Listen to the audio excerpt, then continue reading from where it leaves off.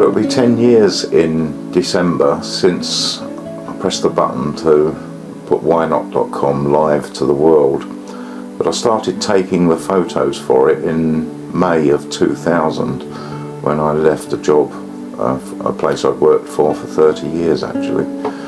And I was a lousy photographer at the time. I knew well, I mean, I had a camera and I'd taken photos, but I wasn't really knowledgeable, and I decided to photograph every street in the town of Ross, and I went round walking, taking photos and coming home looking at them, and they were rubbish, so I'd go and take another one. It would be just a little bit less rubbish, but in the end they were still pretty rubbish, and I put them all together and made Wyenot.com.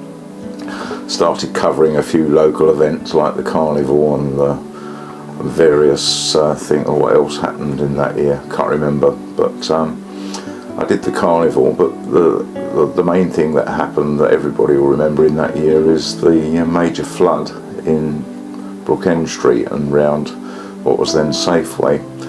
I filmed that. Again, I was a lousy cameraman. It's all jerky. But anyway, 10 years later, I thought I've put this little film together of basically the rubbish photos I took in 2000 when I started Wyenot. And one of the things that makes them rubbish was I had so little idea about photographing a town for tourism reasons that I deliberately chose times when the streets were empty. And I don't know why it didn't occur to me that busy streets attract people, but I did it while they were empty. But anyway, it still worked. Within a week of putting it online, I had letters from Australia, America, and where else was it? Switzerland. And I even had one from Colchester. I know that sounds a bit cynical, but I did. I had a letter from Colchester saying what a lovely place Ross looked, and that the person was going to come and visit.